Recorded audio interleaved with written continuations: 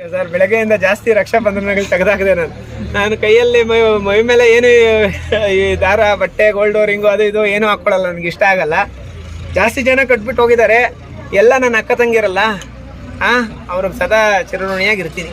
Sir, ಈ ಜಿಲ್ಲೆಯಲ್ಲಿ ಸಾಕಷ್ಟು ಕಡೆಯಲ್ಲಿ ಸರ್ಕಾರಿ ಕೆರೆಗಳಾಗಿರ್ಬೋದು, ಕುಂಟೆಗಳಾಗಿರ್ಬೋದು, ಸರ್ಕಾರಿ ಜಮೀನುಗಳನ್ನು ಸಾಕಷ್ಟು ಜನ ದೊಡ್ಡ ದೊಡ್ಡ ಬಂಡವಾಳಶಾಹಿಗಳು ಒತ್ತುವರಿ ಮಾಡ್ಕೊಂಡಿರುವಂಥದ್ದು ಗೊತ್ತಾಗಿದೆ.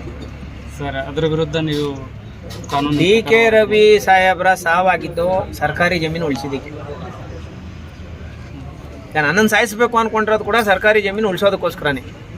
ಯಾರು ಇದಕ್ಕೆಲ್ಲ ಪ್ಲ್ಯಾನ್ ಮಾಡ್ತಾ ಇದ್ದಾರೆ ಅಂದರೆ, ಶಿಡ್ಲಘಟ್ಟ ಪ್ರಭಾವಿ ರಾಜಕಾರಣಿಗಳ ನಮ್ಮ ಬಾಗೇಪಲ್ಲಿ ಗುಡಿಬಂಡೆ ಪ್ರಭಾವಿ ರಾಜಕಾರಣಿ ಸಂಬಂಧಿಕರಾಗಿರೋಂತಹ ನವೀನ್ ಕುಮಾರ್ ಅನ್ನೋರು ನನ್ನ ವಿಚಾರದಲ್ಲಿ ಒಂದಷ್ಟು ಷಡ್ಯಂತ್ರ ರೂಪಿಸಿದ್ದಾರೆ ಅನ್ನೋದು ಮೇಲ್ನೋಟಕ್ಕೆ ಕಂಡು ಬಂದಿದೆ.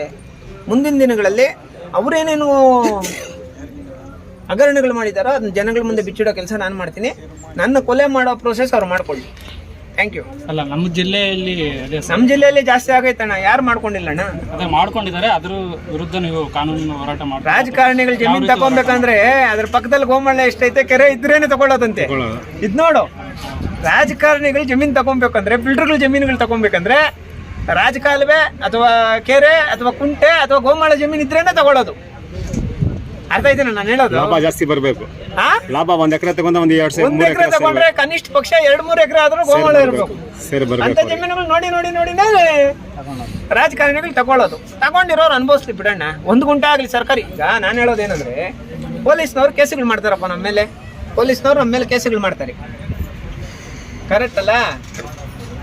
ಅಷ್ಟು ಜಮೀನು ಕಳ್ತನ ಮಾಡಿರೋ ಕಳ್ಳರ ಮೇಲೆ ಕೇಸ್ ಹಾಕಲ್ಲ, ಭೂಗಳ್ಳರ ಮೇಲೆ ಕೇಸ್ ಹಾಕಲ್ಲ, ಹೋರಾಟ ಮಾಡಿ ಸರ್ಕಾರಕ್ಕೆ ಬಿಡಿಸ್ಕೊಡೋರ ಮೇಲೆ ಕೇಸ್ ಹಾಕ್ತಾರೆ.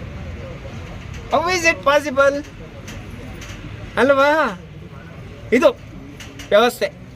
ಆದರೂ ಪರವಾಗಿಲ್ಲ, ಅದರಲ್ಲೇ ಬಿದ್ದಿದ್ರೆ ಅದರಲ್ಲೇ ಈಜು ಹೊಡ್ಕೊಂಡು ಮಧ್ಯದಾರಿಯಲ್ಲಿ ಮುಳುಗ್ಬೋದು ಅಥವಾ ದಡ ಸೇರ್ಬೋದು.